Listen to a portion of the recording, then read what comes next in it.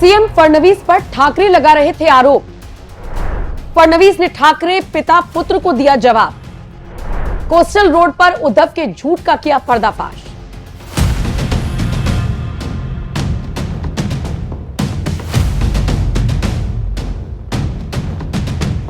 सत्ता में आने के लिए ठाकरे और संजय राउत ने क्या कुछ नहीं किया। बीजेपी के साथ गठबंधन में चुनाव लड़ा, लेकिन कुर्सी की खातिर विचारधारा से समझौता करके सीएम बन गए। लेकिन जब बारी आई काम करने की तो ऐसा लगा जैसे उन्होंने कसम खा रखी थी कि मुंबई की ट्रैफिक से कोई कितना भी परेशान हो, वो इस पर विचार करने वाले नहीं है। वहीं अब जब मुख्यमंत्री देवेंद्र फडणवीस बने, महायुति की सरकार ने मुंबई वालों को ट्रैफिक से निजात दिलाने के लिए मुंबई कोस्टल रोड बना दिया, तो फिर ठाकरे पिता पुत्र इसका श्रेय लेने लगे और सीएम फडणवीस पर तंज कसने लगे।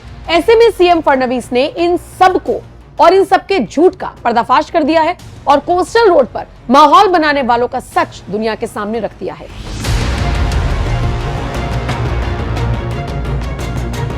ये प्रोजेक्ट ऐसे ही पड़ा हुआ था।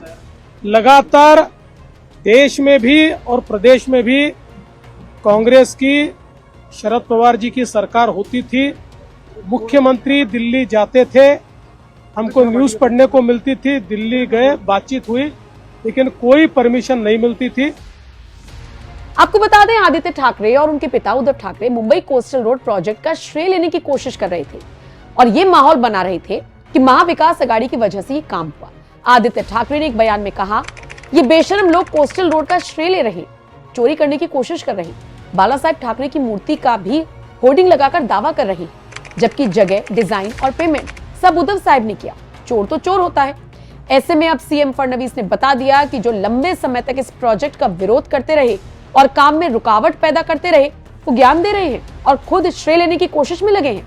मोदी जी की सरकार आई, प्रदेश में महायुति की सरकार आई। मैंने स्वयं 1.5 साल तक 5 बैठकें दिल्ली में की और उसके बाद सारी परमिशंस इसकी हमको मिली। सारी परमिशंस मिलने के बाद इसके काम को शुरू करना था। उस समय हमारे सामने 3 प्रपोजल थे। महानगर पालिका थी, एमएमआरडीए था, हमारे मुख्यमंत्री उस समय एमएसआरडीसी के मिनिस्टर थे। तीनों काम करना चाहते थे, लेकिन उस समय हमारे मित्रों की मांग पर हमने ये काम महानगर पालिका को दिया। उन्होंने भी अच्छा काम किया, उनको भी मैं बधाई देता हूं। लेकिन बाद में आपने सबने देखा कि उस सरकार के कार्यकाल में जो बीच में सरकार आई थी, ये काम पूरा बंद था। ठाकरे सरकार के दौरान मुंबई कोस्टल रोड बनने में देरी हुई। 2 साल की देरी की वजह से 61% लागत बढ़ी, जिससे सरकार पर बोझ पड़ा। लेकिन जब सत्ता में एकनाथ शिंदे आए तो काम तेजी से आगे बढ़ा और फिर अब फडणवीस के सीएम बनने पर मुंबई कोस्टल रोड बनकर तैयार हो गया। तो केंद्र में मोदी जी की सरकार और राज्य में महायुति की सरकार के कारण ही ये कोस्टल रोड यहाँ पर हुआ है। सीएम फडणवीस ने अपने बयान से ठाकरे पिता पुत्र के झूठ का पर्दाफाश कर दिया और जो माहौल बनाया जा रहा था उसे नेस्तनाबूद कर दिया। बता दिया कि मुंबई कोस्टल रोड कैसे बना, वहीं इसके बन जाने से मुंबई की ट्रैफिक समस्या काफी कम हुई। कैसा है मुंबई कोस्टल रोड? इस रोड पर कई सेतु, फ्लाईओवर, केबल स्टेड ब्रिज हैं। 2 भूमिगत टनल भी इसमें शामिल हैं, जिनसे देश की पहली अंडरसी टनल है। करीब 10.58 किलोमीटर लंबा सेतु है। लागत लगभग 13,983 करोड़ रही। मरीन ड्राइव से वर्ली का सफर पहले 40 से 50 मिनट में तय होता था। मुंबई कोस्टल रोड से अब ये सफर 8 से 10 मिनट में पूरा हो रहा है। भारत की पहली जुड़वा टनल बनी जो समंदर के नीचे से गुजरती है। सवाल यह है कि मुंबई कोस्टल रोड बनाने के लिए सीएम फडणवीस ने क्या क्या किया, तो चलिए इसका भी जवाब जान लीजिए। पर्यावरण मंजूरी, कानूनी बाधाएं पार करने में फडणवीस ने भूमिका निभाई। सुप्रीम कोर्ट तक जाकर सीएम फडणवीस ने मंजूरी दिलवाई। महायुति सरकार में प्रोजेक्ट तेजी से पूरा कराया। जब मुंबई कोस्टल रोड पूरा हुआ, मुंबई की रफ्तार बढ़ी, तो फिर एनएमएफ न्यूज की टीम भी मुंबई कोस्टल रोड के बारे में पता लगाने ग्राउंड जीरो पर उतरी। मुंबई कोस्टल रोड पर सफर करते हुए हमारे संवाददाता रोहित पांडे ने यह जानने की कोशिश की कि जो बातें फडणवीस सरकार की तरफ से कही गई हैं, ये कोस्टल रोड शानदार बना रखा है, अंडर सी टनल बनाया गया है, मुंबई की रफ्तार तेज हुई है, उसमें कितनी सच्चाई है। ऐसे में देखिए ग्राउंड जीरो पर क्या कुछ हुआ है और जिस तरीके से सीएम फडणवीस ने कोस्टल रोड पर ठाकरे पिता पुत्र के झूठ का पर्दाफाश किया, उस पर भी आपकी क्या राय है? कमेंट सेक्शन में अपनी राय जरूर दीजिएगा। मुंबई कोस्टल रोड पर चलते हुए अब हम धीरे धीरे प्रवेश कर रहे हैं इंजीनियरिंग के उस अद्भुत कारनामे की तरफ जिसे बनाने में बहुत मेहनत लगी। यानी हम अंडर टनल में प्रवेश कर चुके हैं और ये इंजीनियरिंग का अद्भुत नज़ारा है। इस अंडर टनल पर चलते हुए दोनों साइड है। आप यकीन करेंगे इस वक्त हम धीरे धीरे समुद्र के 20 मीटर नीचे तक जा रहे हैं। यानी ये टनल जो बनाया गया है वो समुद्र के नीचे बनाया गया है। दोनों तरफ ये टनल है आने और जाने के लिए, और यही टनल सबसे ज़्यादा चर्चा का विषय रहा पूरी दुनिया में, जिसकी बात हो रही है। और हमारे ऊपर जब हम यहाँ से चल रहे हैं इस टनल के अंदर, तो आप ये समझिए कि हमारे ऊपर समुद्र है, अरब सागर का पानी है और उसके नीचे ये टनल बनाया गया।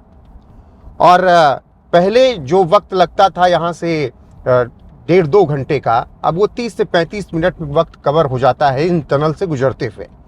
2 सुरंगें यानी 2 टनल गिरगांव चौपाटी, अरब सागर, हैंगिंग गार्डन और मालाबार हिल के नीचे से गुजरती हैं। इस वक्त हम टनल के अंदर ही चल रहे हैं। अगर टनल की खासियत की बात करें तो आप देख पाएंगे कि बाकायदा बताया गया है कि 60 की स्पीड से आपको चलना है। सामने तस्वीरें दिखाइएगा। और इसके अलावा लाइटिंग आप देख सकते हैं। जिस वक्त हम शूट कर रहे हैं दिन का वक्त है, दोपहर का वक्त है, और उस वक्त में भी ऐसी लाइटिंग की गई है कि किसी को भी कोई परेशानी ना हो। बाकी ये तस्वीरें ही बयां कर रही हैं कि इन दोनों टनल को कैसे बनाया गया है। एक तरफ हम चल रहे हैं, दूसरी तरफ भी ठीक इसी तरीके से ये टनल बनाई गई है। तो कुल मिलाकर ये इंजीनियरिंग का एक करिश्मा है कि समुद्र के 20 मीटर नीचे तक सुरंगें बना दी गई और मुंबई को राहत दी गई है।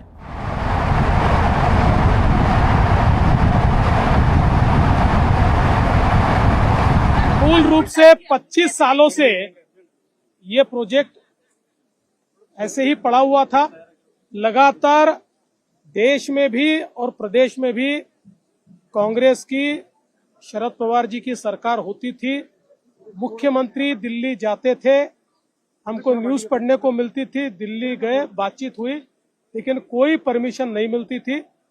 मोदी जी की सरकार आई, प्रदेश में महायुति की सरकार आई। मैंने स्वयं 1.5 साल तक 5 बैठकें दिल्ली में की और उसके बाद सारी परमिशंस इसकी हमको मिली। सारी परमिशंस मिलने के बाद इसके काम को शुरू करना था। उस समय हमारे सामने 3 प्रपोजल थे। महानगर पालिका थी, MMRDA था, हमारे मुख्यमंत्री उस समय MSRDC के मिनिस्टर थे। तीनों काम करना चाहते थे, लेकिन उस समय हमारे मित्रों की मांग पर हमने ये काम महानगर पालिका को दिया। उन्होंने भी अच्छा काम किया, उनको भी मैं बधाई देता हूं।